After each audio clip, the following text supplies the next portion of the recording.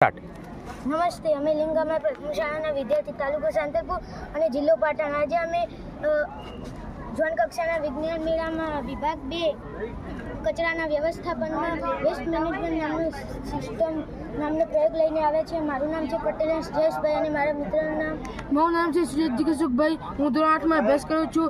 આ પ્રયોગ બનાવવા આપણે ફાઈબર કાચ, લોખંડનો ડબ્બો, પીવીસી પાઇપ, કાર્બન ફિલ્ટર, એક રોડ, વાયર, બલ્બ વગેરેની જરૂર પડશે. આ પ્રયોગનો સારી રીતે જો કહે ને તેને લાકડાની શીટ પર ચોંટાડવાનું રહેશે. હવે તમારો પ્રયોગ કાર્ય કરવા માટે તૈયાર છે. પ્રયોગને કાર્ય કરવા માટે લોખંડના ડબ્બા અંદર ફેક્ટરીઓનું વેસ્ટ મટીરિયલ જેમ વાયુ પ્રદૂષણ, જળ પ્રદૂષણ અને ભૂમિ પ્રદૂષણનું કારણ બને છે તે પ્રદૂષકોને આપણે લોખંડના ડબ્બા અંદર નાખવાના રહેશે. પછી તેને સળગાવવાનું. સળગાવ્યા બાદ તેનાથી જે પ્રકાશ ઉત્પન્ન થાય, તેનાથી વીજળી ઉત્પન્ન થાય અને તેનાથી બલ્બ ચાલુ થાય છે, જેનાથી જે ગરીબ લોકો વીજળી નથી પામી શકતા ને તેમને સસ્તી અને મફતમાં વીજળી મળે. અને તેની સિવાય રાત્રે અંધારામાં કેટલાક એક્સિડન્ટો થાય છે વીજળી ન હોવાના કારણે. તેથી આ પ્રયોગને જો આપણે રોડના બાજુમાં લગાવીએ તો તેનાથી મળતી વીજળીનો ઉપયોગ આપણે રાત્રે રોડને વાહનમાં મદદ કરવામાં કરી શકીએ. અને આનાથી નીકળતા ધુમાડામાં carbon dioxide, carbon monoxide, sulphur dioxide, sulphur monoxide, nitrogen oxide અને નાઇટ્રોજન ડાયોક્સાઇડ જેવી ઝેરી ગેસો હોય છે, જે આપણા મનુષ્યના ફેફસા માટે અને કેટલાક પ્રાણીઓ માટે પણ નુકસાનકારક હોય છે.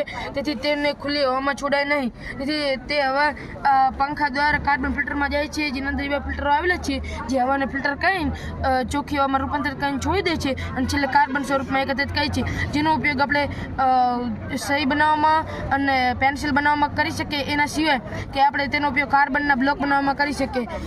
આ બ્લોક વજનમાં ખૂબ હલકા હોય, પૈસા ખૂબ સસ્તા હોય અને ખૂબ જ મજબૂત હોય છે.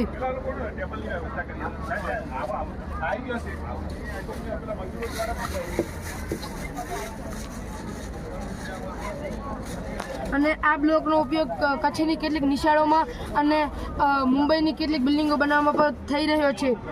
અને એ સિવાય આમાં જે છેલ્લે વેસ્ટ મટીરિયલ વધે, જે છેલ્લે રાખ વધે, એનો ઉપયોગ આપણે રોડ બનાવવામાં કરી શકીએ છીએ. Thank you.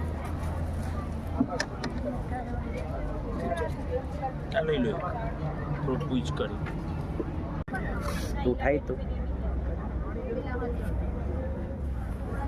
મળે તો દોરીને